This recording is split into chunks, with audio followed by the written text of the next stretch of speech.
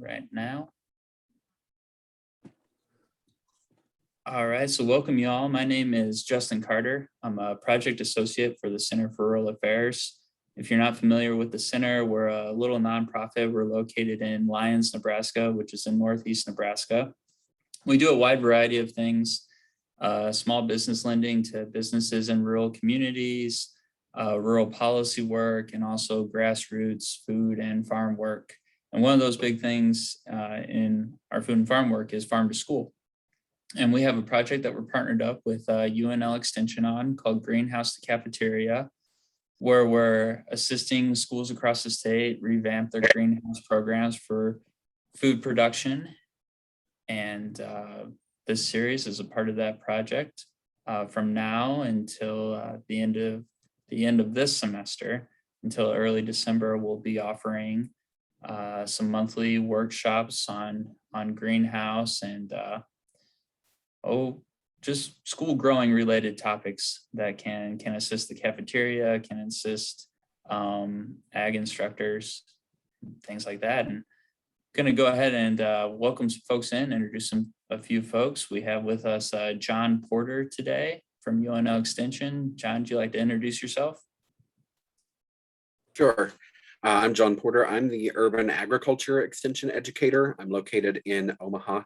And I help answer questions if folks have questions about fruit and vegetable production, some knowledge of hydroponics. I've taught with Stacy before. Stacy is going to be our presenter, and we also have our student Mark on today. So if you have questions about fruit and vegetable production, you can reach out to me or to any of my colleagues across the state. And if they don't know, then they usually ask me or ask someone else.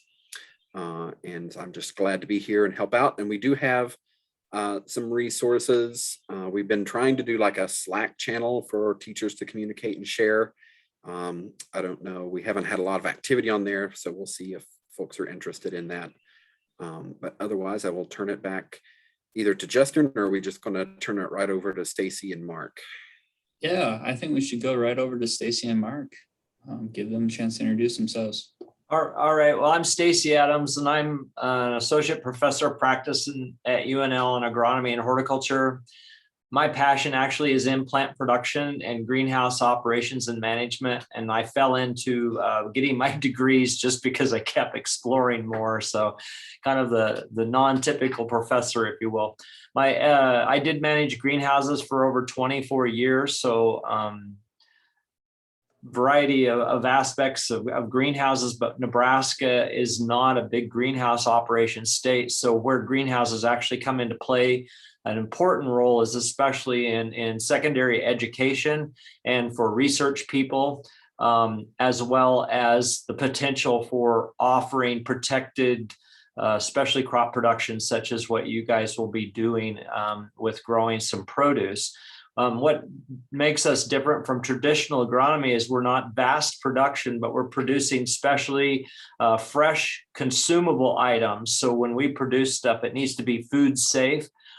We also want something that's aesthetically pleasing and has limited blemishes, because that'll add too many textures and things. So that's kind of where I kind of link in. I teach a bunch of classes, so I look like the mad professor today because it's been a long day of teaching, but I swung down to do this. I want Mark to introduce himself because he's been really a key aspect to what we did all summer.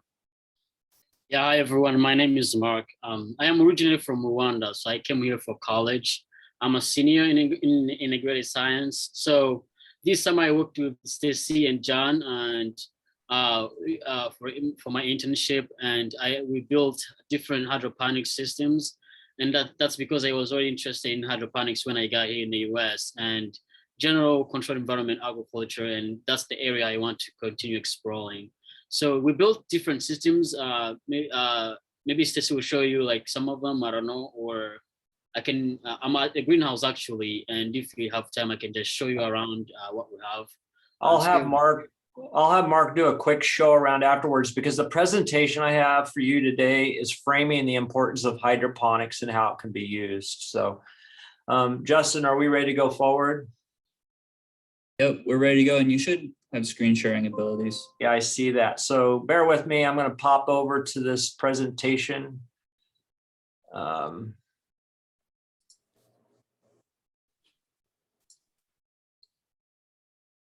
right. Can you see the slideshow here now?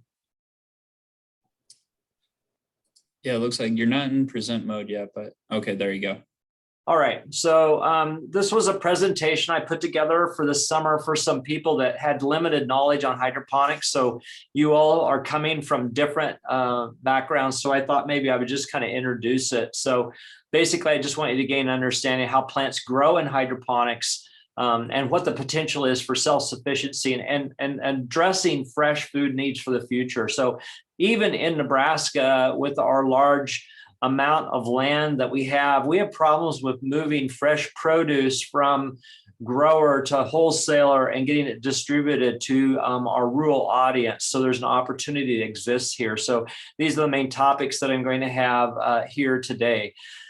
Something I want to characterize for you is in typical gardening that we do at home, or if we are growing agricultural plants, we are relying upon the soils that we grow in to provide most of the nutrients that are required for plant growth. And if you've heard of farmers, or if you've even bought fertilizer at the garden center, you'll find that it's mainly just focusing on nitrogen, phosphorus, and potassium, and rarely do we ever add any other nutrients.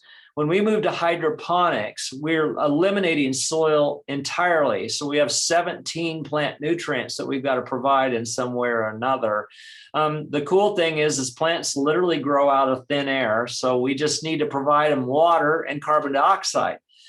But to do that, they've got to have all these weird little nutrients in there. So the big ones are going to be that nitrogen, phosphorus, and potassium. But the rest of these nutrients, which we usually get from the soil, we have to add in. So that kind of frames the importance of we can grow these plants, but we just have to make sure we think of all of the mechanics that are going on in the plant to make this all happen. Hydroponics is nothing new. And I know when I went to high school and into college, you know, everybody thought it was the coolest thing ever in the 1970s. And honestly, it's been around before even Christ was around, because as horticulturists, which is one of the oldest professions in the world, we have had to figure out how to adapt to various situations. And this is even more critical now as we become more concerned about sustainability and maybe climatic variation. How can we make sure to assure that we have plenty of food now as well as for a growing population?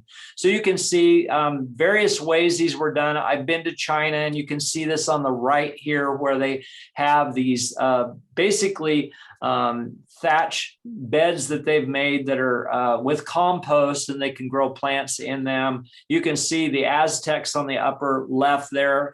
We're doing the same things. They were basically floating beds. So just a whole combinations of ways that we've approached hydroponics. It wasn't until we got into the 1800s that we started to realize that we had all these nutrients that we needed. So before these 1800s, we were just kind of at the mercy of what was available in what our planting beds were, the decomposing plant material, and we were reportioning where those nutrients went. So there was a lot of research that occurred in Germany with Julius von Sachs, and then later at California, Berkeley, there was what is, you may have heard of the Hoagland solution, was designed over there. All of this professors, cohorts, if you will, or agronomists thought he was a total loon that came up with it. But here you can see his greenhouse there with tomatoes, and they were all the way to the ceiling. And he was starting to figure out how nutrient solutions had to come together. So everybody thought that he was a loon, and it was Dr. Arnon that had to go in and clarify what the different fertilizer solutions were going to be. The original works there on the bottom. Some of you in science are probably using something called the Hoagland solution. But nowadays we have modern ways to make fertilizers We have companies that are specializing in providing these in the right balances for us. Our mission is to align what the rate will be according to whatever our crop is. So things have really progressed.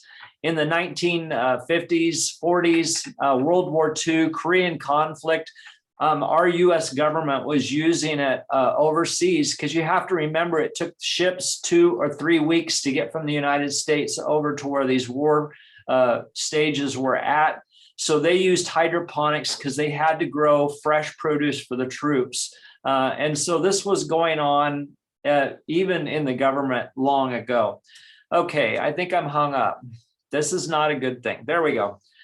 Okay, so something to think about, and you guys are all from Nebraska. If you look on the left, we get a lot of our water coming in from the Platte River. And here you can see the appropriation of water. Western Nebraska is struggling at times when it's really dry, so they don't have much water. And it's really been set to stage this year when we look at California, who in order to have enough water for domestic and factory use, they're cutting it on the food production, which is kind of mind-blowing. So if you haven't been paying attention, that's going on. I have friends from other countries that have come to the United States and were totally surprised that we used water the way we did, because in their countries, water is pretty restricted.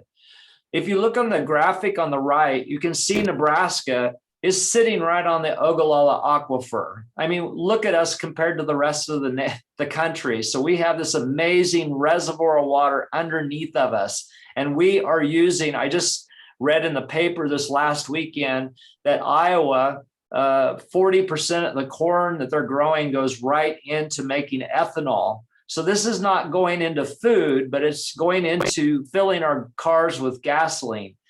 As we become restricted on having water availability, we need to make sure that we're more sustainable in what we're doing. So center pivots are going to be on their way out, flood irrigation, all these are challenging. And this is where hydroponics can step in and help us out. This is an image from the United Arab Emirates. It's super amazing that this country that has no water available whatsoever can grow these amazing fresh crops that they sell in their grocers and provide to their people. They have to make their water through a process of desalinifying, which is a very expensive process. But you can see these amazing crops they have using hydroponics, which is extremely efficient, using only around 8% of the water that we would typically use in production. Does anybody have any questions to this point? All right, so I want you to kind of get a basis of understanding what hydroponic systems are. There's multiple ways we can do it.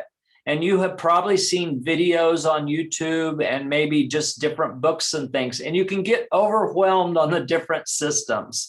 But what I thought I'd do is just show you or illustrate to you just a very simplistic look at what a hydroponic system includes. If you look at number 1, that's our nutrient reservoir. That nutrient reservoir is not lots of fertilizer. It's at very small quantities because it's at the rate in which the plants would potentially use it. So we have our water nutrient solution in there, and it has to get out to the plant somehow. So we have a deployment system. And on this one, they use a pump that will go to the end of this pipe, and then the solution will flow through. Mark will show you, well, he is from Rwanda, and we've been exploring a system that didn't require electricity. So he actually has something called deep water culture. That is a self-leveling system. It works by gravity feed, and it has worked extremely well, and he's been quite productive with his system. But in this hydroponics example, you see we have a nutrient reservoir. We have some sort of a distribution system to get the nutrients to flow by those roots.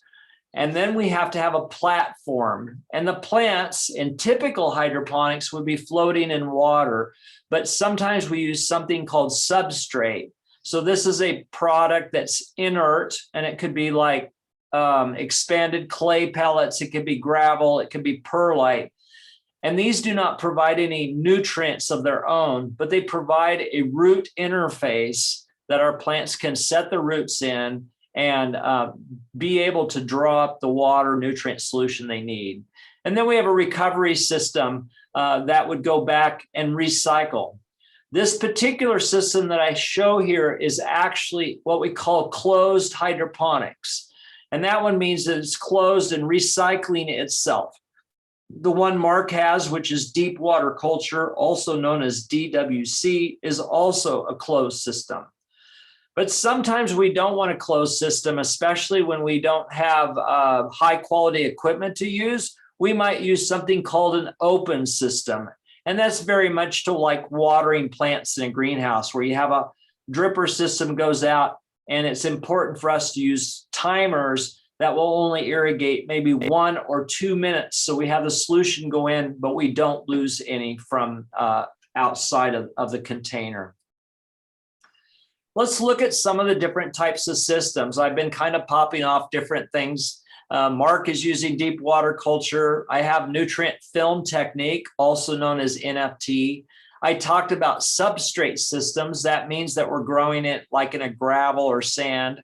And then 2 other systems, which are more complicated, are aeroponics. And I have so many teachers that are so interested in aquaponics, right, John? Yes, they love aquaponics.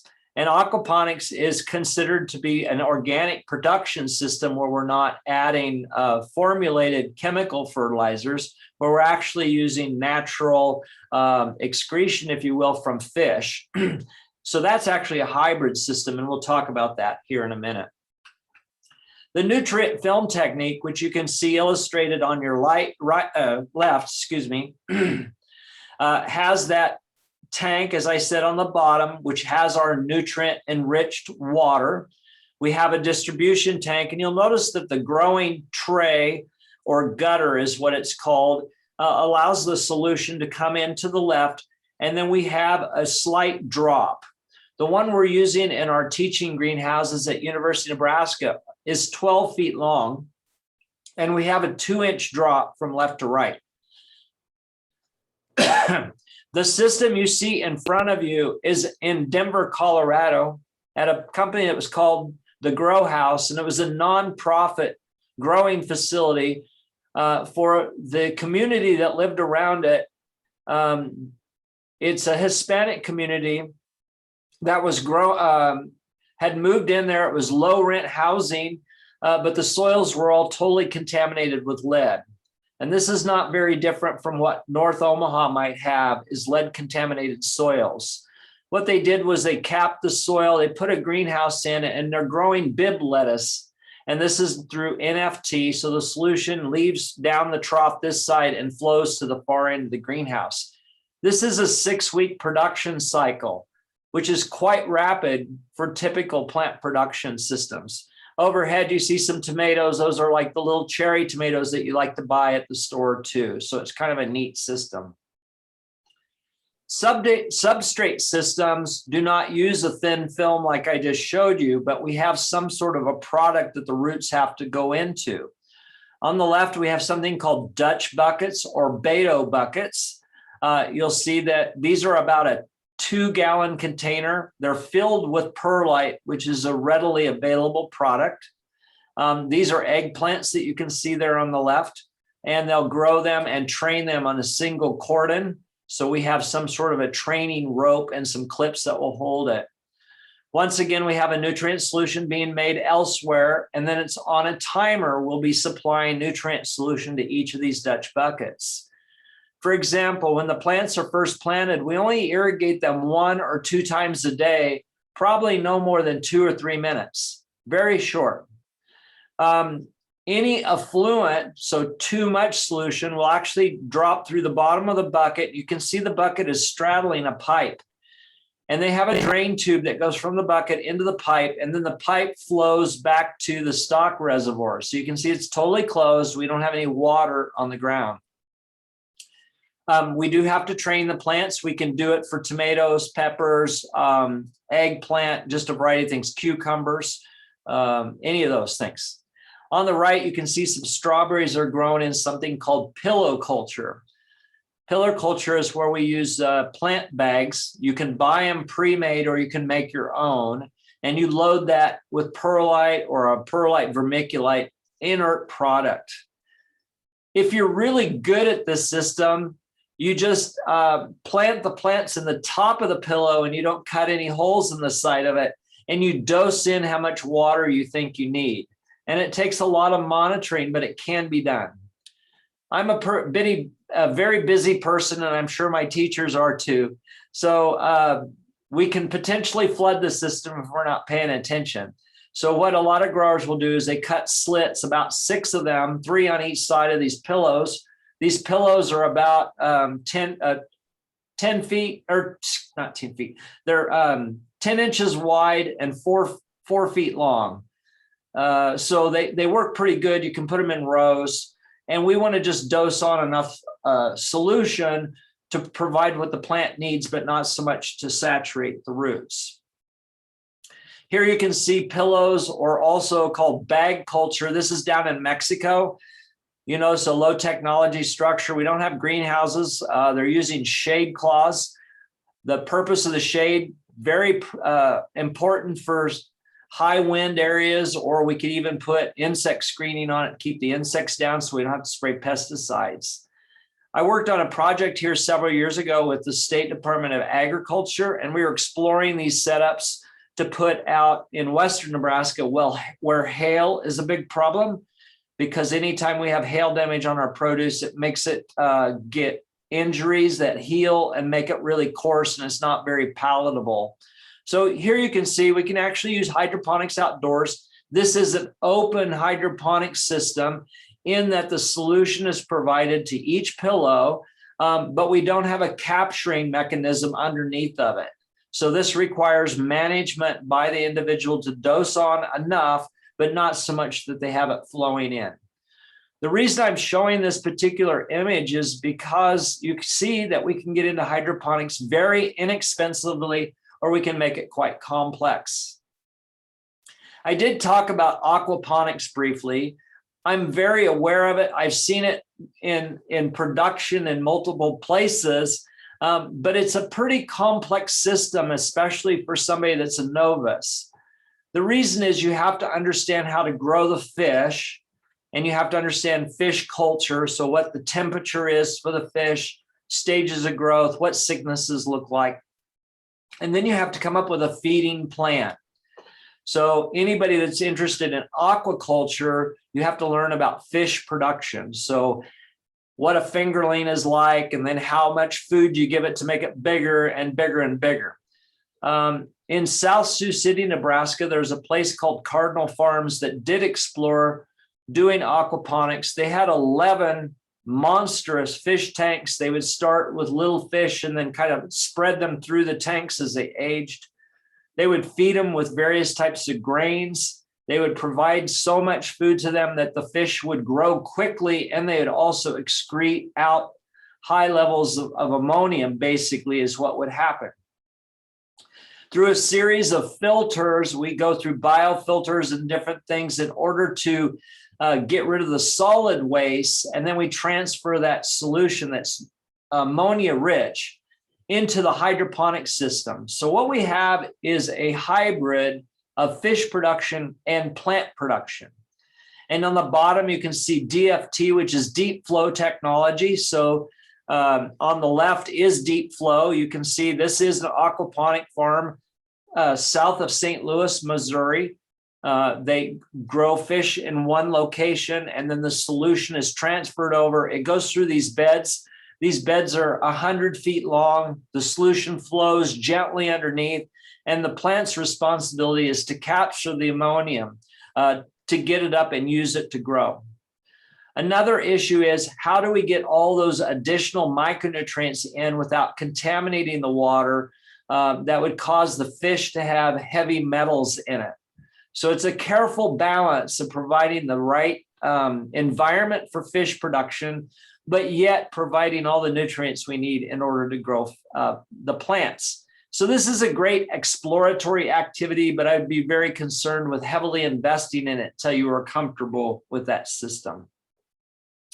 as I said, that hydroponics might play an important role to the future. We do know it plays a role for food security in urban environments, but we have to look at the global population of hitting 10 billion by 2050, which is about 83 million more people each year.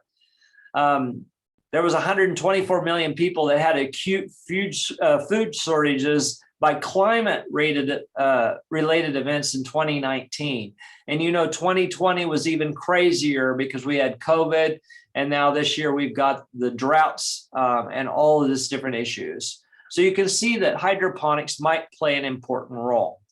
I know this is a very complicated graphic, but I want you to see that North America, so if you look down on the right, you see it says North America, that right now roughly about $8.1 billion industry in hydroponics.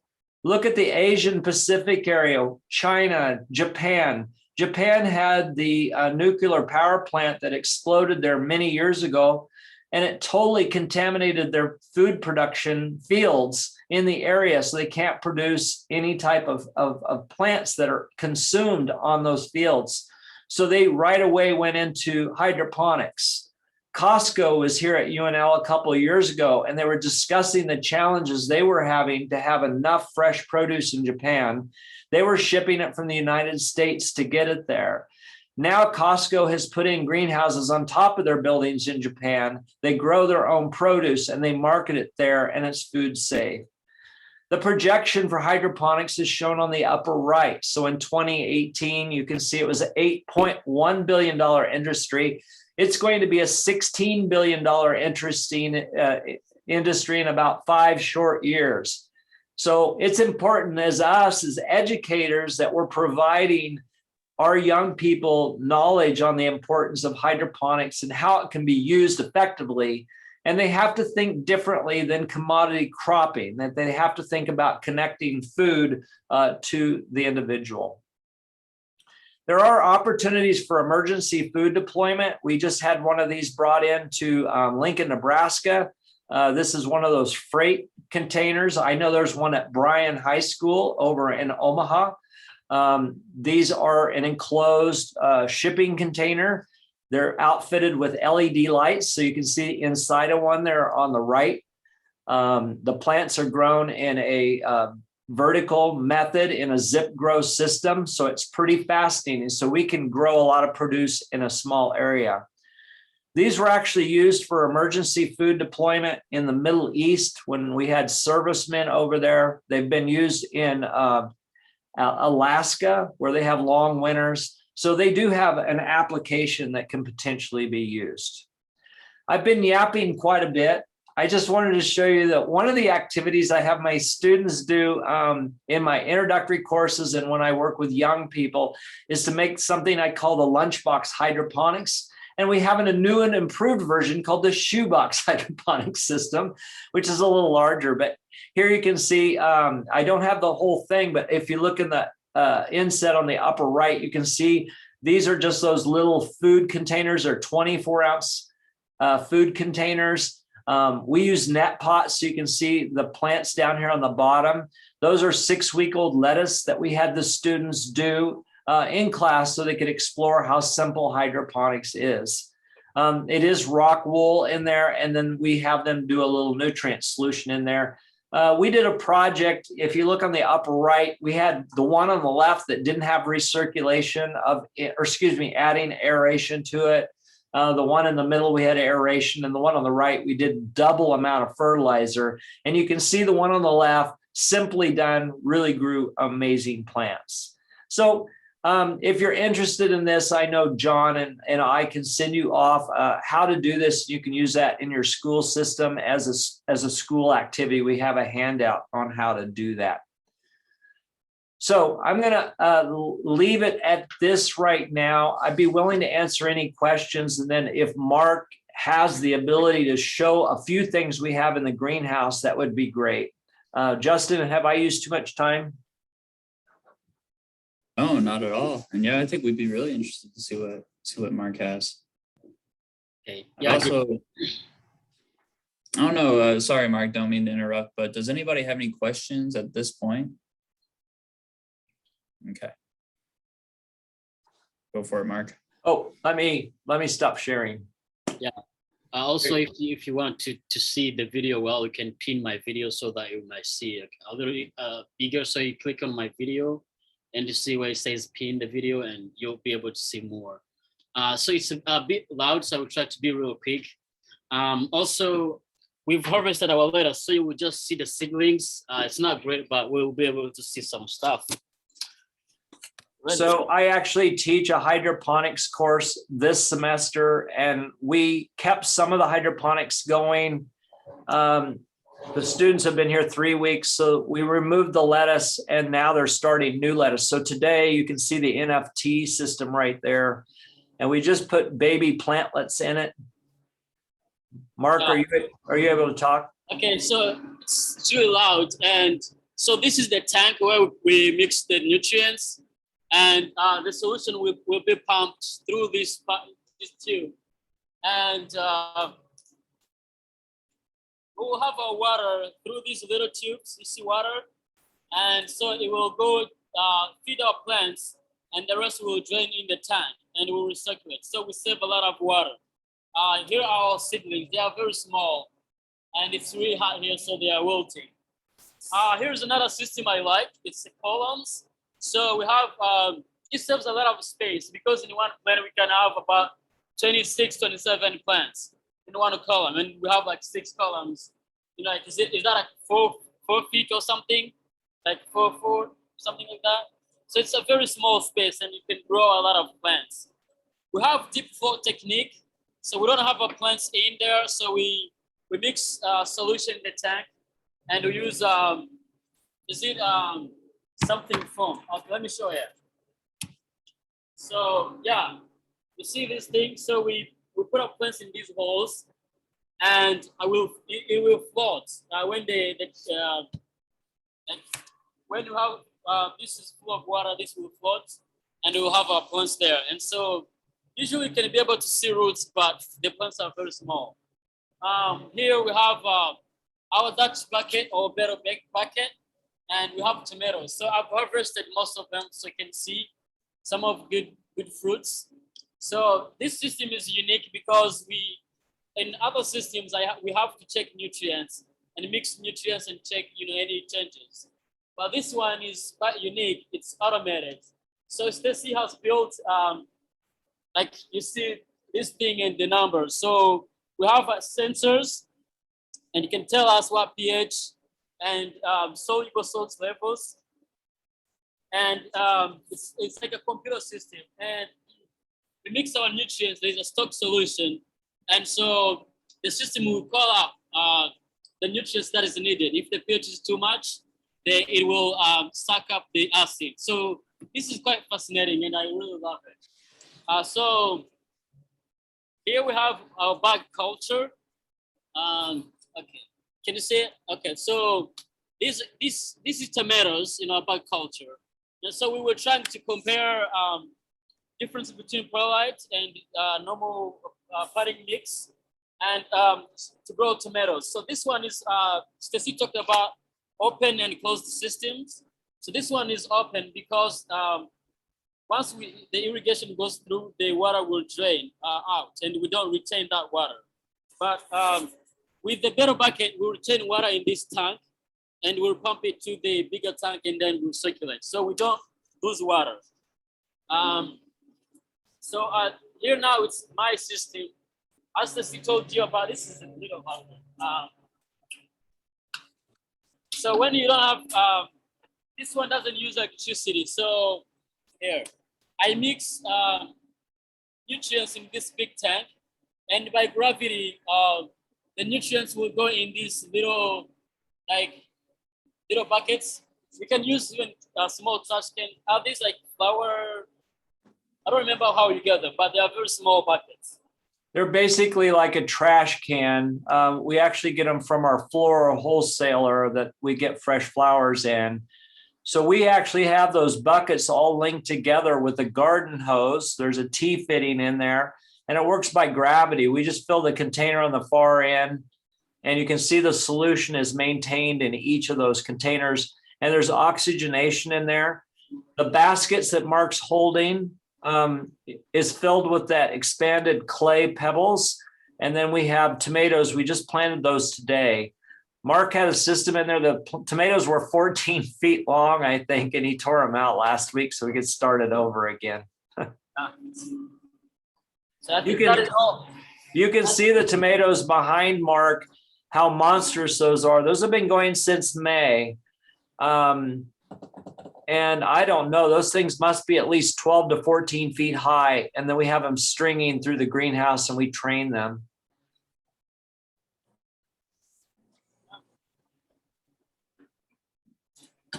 Anything else, Mark?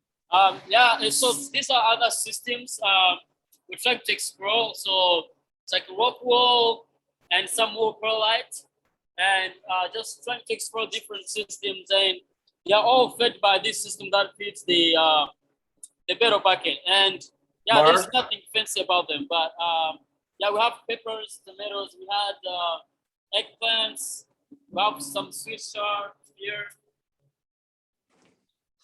Yeah, you can kind of explore different things depending Mark? on your abilities. Mark, can you take it back to the rock wool slab? Yeah. And just carefully hold it down there so they can see those. Those are easy to get. Those slabs, that slab is 1 meter long, 6 inches across, and 3 inches high. Those are easily available. And then it has those little rock wool blocks. We started tomatoes in the little blocks, and when they got bigger, we just set the block down on that slab. Those slabs were about $8 each. You can grow 3 tomatoes, so you can see 3 tomatoes in there. And these are growing really well. We have 1 dripper in each of those, and it cycles. I think we have the cycle about 6 times a day for about 2 minutes every cycle. We do have it sitting in a tray there, so you can see a tray that's capturing the extra solution, and then it drops into a pipe that goes back to that supply that Mark was talking about that had that injector system. Mark, can you take that over to the injector and show them the tank on the inside? So one of the things we're concerned about with food production, you guys probably have heard about listeria and all sorts of food contaminants, and it can potentially come from water. Well, that tube there that Mark is showing you, that's a UV light system. So on the left, Mark has his blue container, and inside of that is our solution that's been made, and it's generating according to what we want the solution to be. And then when it calls, the timer calls for irrigation, that solution will flow through that metal tube that is the UV light, and that sanitizes it to make it safe for irrigation. And we do that because the water is considered surface water, which could potentially contaminate the plants. And so to make it safe, we run it through that. It's kind of a complex mess. I built this system from scratch. They do sell them pre-made, but it gets cost prohibitive. So it can be done. This one works extremely well.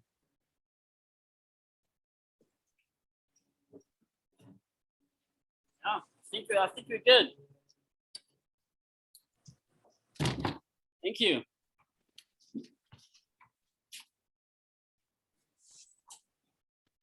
Mark, do you have anything else you want to talk about? I think that is all.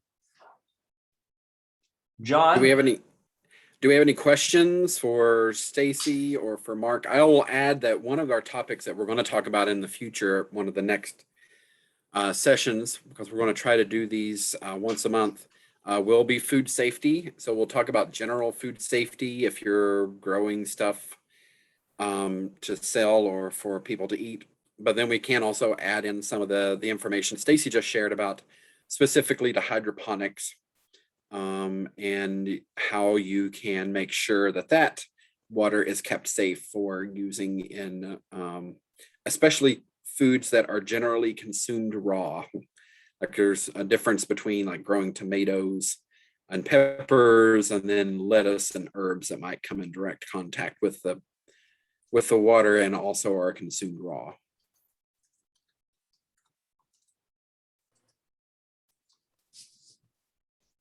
Stacy, do you have to supplement light for the tomatoes?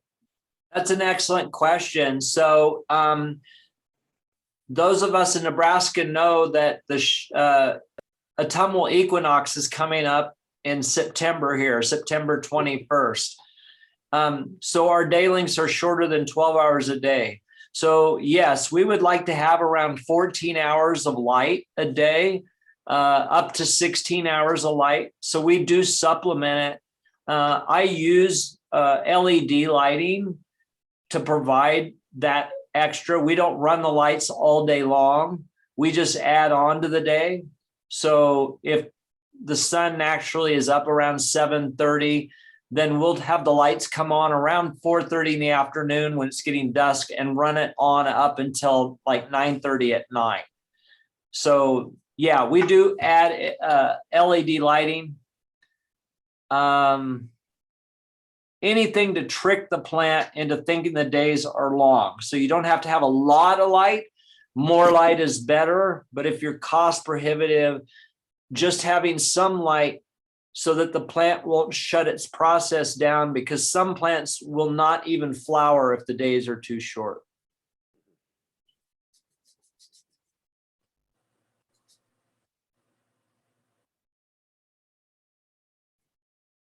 Stacy, I have a question. If we have some schools that are just getting started with this, just exploring hydroponics and even growing in indoor settings that might not be greenhouses, what to you might be the most low-hanging fruit for them, a system that they might be able to start out with? This is a great question. Mark, can you take your phone into that system that I brought from home into the greenhouse? You know, my little prototype? I designed a prototype last year during COVID when I was stuck at home thinking about that very question, is how can we make this affordable to high school students? And so I brought my prototype in today for my students to work with. It's a very simple, I made this little wood frame. So if Mark can aim it down there, you can see the little wood frame. There you can see the storage tub. I've got a PVC pipe. So Mark, go up top and to the right. You can see the drainage PVC pipe that I made, and you can pull one of those drippers out, Mark. So you see its solutions running. We only loaded 2 of these, so 2 of them are running right now. We're using just one of those water feature pumps that you use for backyard water feature. And then, yeah, you can see it down there. That's a 7-gallon container. This is a very closed system. I build it for hardly any money, probably around $50. And then to have a support system, Mark will show you the piping that I have go up. So you see the conduit goes up the sides. Let's see, Mark. You see that conduit across the top? It's kind of hard to see. I build a self-contained conduit that hooks in. So go on and bring it back down, Mark. So this is a very simple system, and I'm hoping to put together a little handwritten publication on how to do this type of thing. Mark, do you want to flip one of those buckets over the side so they can see the bottom? The empty one there on the left, the empty one. So you see that bucket there? I drilled a hole, and that white thing that you see there is the tube that drops into the PVC. And that thing that you see there is nothing more than one of those hose glides for like on your kitchen sink. You know, you have a little hose that you spray hose and you spray. That's a glide that I got at the plumbing department at Menards. It was about $3. So very simple system they can make on their own. Even simpler is Mark's system over there, where he had that container and hooked all his buckets together with hoses. Those systems don't even need to have a pump at all. So you could build that maybe for $20 and you could have an affordable one, and the students would be able to explore hydroponics. Yeah, and even like a Kratky system is probably even simpler, one where you don't even have any moving water. Yep. And I have some at my office. I just use like the storage totes that that Mark was showing you where the solution drops into, we just took those storage totes and drilled holes in the top lid and dropped in like the net pots. And I have some herbs and some peppers and even some flowers growing in our office courtyard with just the solution in the bucket. So there's all kinds of fun and easy DIY type of systems that you could do, that students could do as a project, you could do as a class, lots of different things. And if you want to know like how you can figure out, you can either look those up or you can reach out to me or Stacy or Mark to get some ideas to do with your classes. Or if you have students that are looking for a project, like I mentored some students at Bryan High School last year because I'm on their Urban Ag Academy Advisory Board, but they had some senior capstone students building hydroponic systems. And so we can connect with them to share information and give them resources to build their own systems. Yeah, just a little thing. Like as I've worked with the hydroponics, I've seen that it's more about creativity. Like whatever you have, you can make something. And yeah, just keep exploring. Anything can be doable. And I guess we lost Stacy.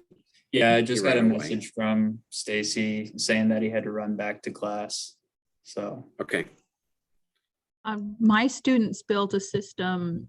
They just used 4 3-inch PVC pipes that were, I don't know how tall we are, 5 foot each, I think.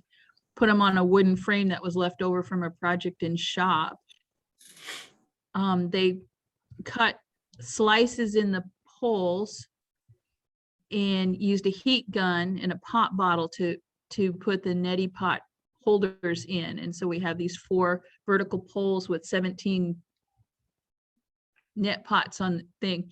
It leans a little bit forward and then they drain into, we have one of those big totes and a pump. And so it pumps up, drips into the top, runs down the front of the pipe where the roots are and gets recycled, and really is great for growing lettuce. We grew a lot of lettuce last year. that's very cool. Thank you, Diane.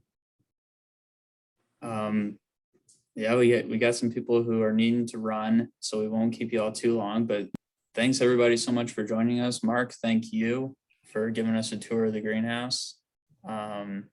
Yeah, does anybody have any closing thoughts, any final questions for myself or John or Mark? All right, well, I did put a little evaluation in the chat too. So those of you that are here, if you could complete that for us, it really helps us out. And yeah, that's all I got. Please tune in. We will have more of these. We'll be doing food safety, I believe, right, John, in October? I believe so. October 14th, moving harvest to cafeteria, food safety basics. And then we'll also have a November class on community involvement, and in December, innovative ways to fund the greenhouse. All right, well, if there's nothing else, take care, everybody. Have a good evening. Thank you. Thank you for joining. Thank you. So bye. Thank you, Mark. Thanks, Mark.